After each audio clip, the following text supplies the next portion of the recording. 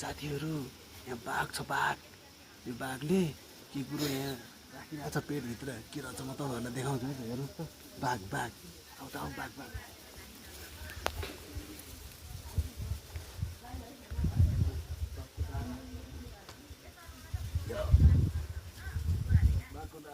बाघमा फेरि सुत्नु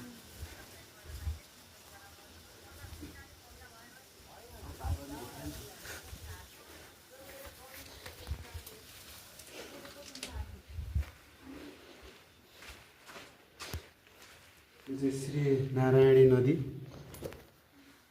श्री नारायणी नदी हो